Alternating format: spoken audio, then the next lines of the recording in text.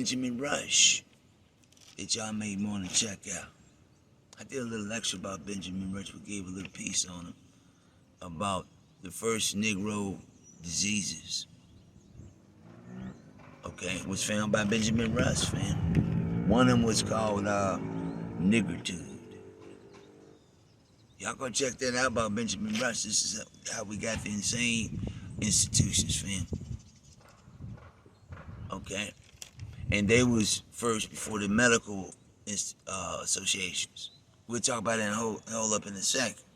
Let's get back to this thing in the 17th century where they were saying that the hospitals or the hospitality places, right? Hospitality places. Mainly housed like senior citizens. You know, like today, fam, you think about the old folks home.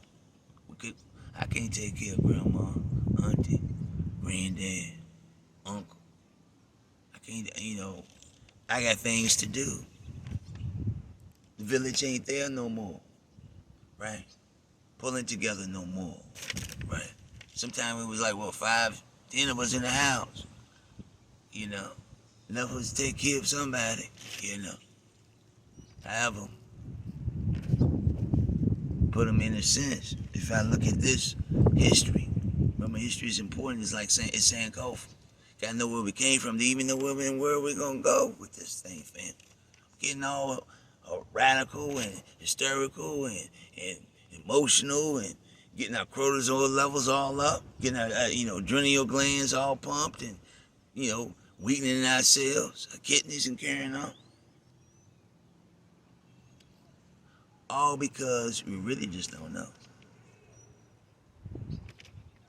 Nobody really ever even told us what is this stuff really. And I think once we understand it, or what they call face fears, we can conquer them. We can move forward. We can do things greater. That's just my view and opinion of this, fam. I don't want to hold y'all ears up hostage too long, so let me go ahead and give you all these few more notes that I have about the mental hospitals that they had during the 17th century. So we had senior citizens in these things. We had defected children. Okay, we had prostitutes. We had paralytics. Okay. I think they was calling them freaks and all types of stuff because you were born with some type of disability. Came out the womb with these things, fam. No arm, no leg, maybe an extra eyeball, whatever. They send you to these mental hospitals from my understanding. Y'all may want to research this further for yourselves. And if I'm saying something wrong, always, inbox me, DM me, comment. Let me know what it is, fam. Give me that good information. It's about sharing this information. Let me tell you what I ran across, fam. Epilepsy.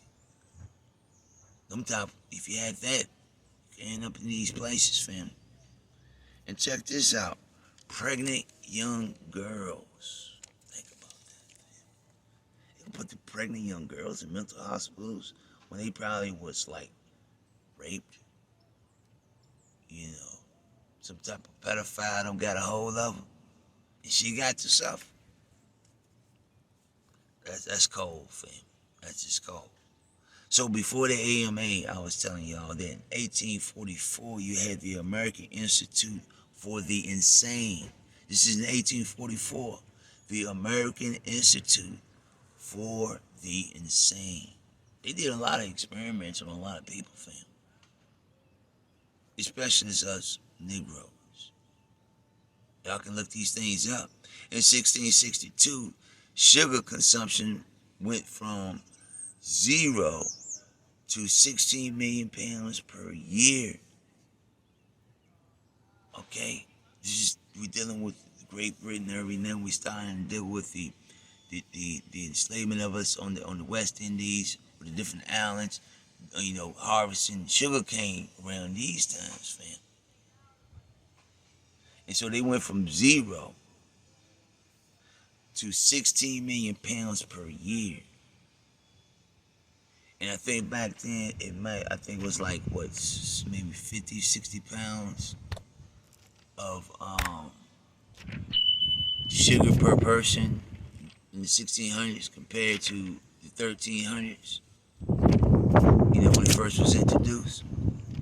This is serious information to kind of look at. But and doing this consumption, this high consumption from 0 to 16 million pounds per year within inside, now the average peasant, like me or you know what I mean, that wasn't aristocrats and of the high society, we could afford it. And they had it at a price that we could get it now within inside of our, let's say, neighborhood or hood, right? And so by 1665, all of a sudden, this stuff called bubonic plague happened. This disease called bubonic plague that was wiping cats out. They was like, what in the world we do? You know what I'm saying? You had some in the background, some different scientists and doctors or whatever say, hey man, I think it's this sugar stuff that everybody's now consuming. Because we ain't had this stuff about 100 years ago. Not to this degree. What in the world is this stuff that we have going on within our society right now? So this cat named Dr. Thomas Willis, right?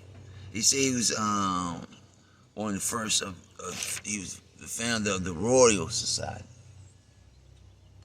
And he just first wanted to describe in writing, they saying these extraordinary sweetness in urine he described as diabetes mellitus. That's Mellitus, just in case I told the word up. Right? That we know as diabetes today, right? So diabetes was pretty much defined as inordinate, right, passage of urine, and the mellitus, Mellitus, meant sweet honey. And so, from my understanding, they went by either it had a sweet smell or they tasted it, fam. That's right. Imagine your doctor taking your pee, smelling it in front of you, and then tasting your pee, fam, and say, you know what? It's sweet like honey. Yeah. You got diabetes, fam. We need to get you on this, do that to you, and so forth and so on, right? That's your problem. You got diabetes. It's a sweet urine, fam. And I've thought about that when I seen it. I was like, you know what? So basically, if you're sweet, it means I got too much ingredients in my cooking recipe right now. I'm trying to cook up a good body, right? I'm trying to cook up some good health, right? So right now they say I got diabetes, which is sweet urine, which means I must got too much sugar type of products in my ingredients of building my body up, fam. So I need to reduce it or eliminate it. Or if I'm going to use sugar within my body, within my ingredients for my bodybuilding, I need to put the right sugars in my body versus the refined, processed sugars in my body. Or even sugar cane. It's good to a degree, but not to the degree that we now eating. They saying the average family over 180 or 200 pounds per person a year. 200, about 100, what did they say, 178? We'll say 175 to 200 pounds per person, per family member, a year of sugar they consuming in their body, family. That's a lot of sugar. I mean, just think about that, fam. Through your processed sugars series when you wake up in the morning, your syrups that you may use, then what happens? Then your different dressings they have for your stuff. Anything in the middle aisle, period. When you're walking in the grocery store, all that stuff, canned goods, a lot of it's gonna have some form of sugar in it. There's over 61 different names, but they're gonna have it in there, fam, to give you that taste, to give you that, I say, addiction. I say what it is. So you had by now Dr.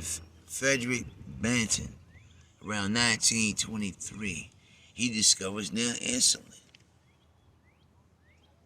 Okay, it's okay to continue to eat sugar. It's deteriorating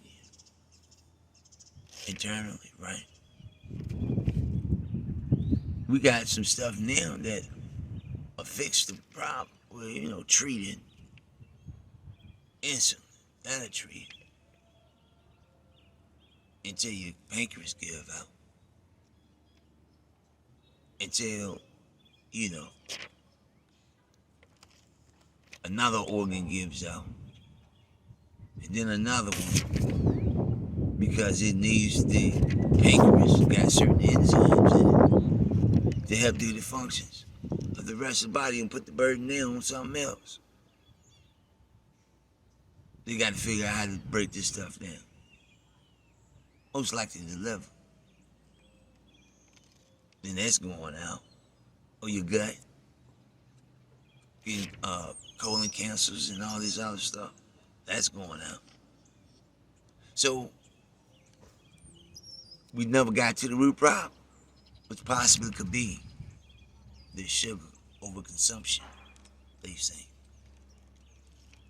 And so they came out in 1923 with insulin, pretty much treat the problem, right? And then they saying before 1516, right? It's around the time of the slaves.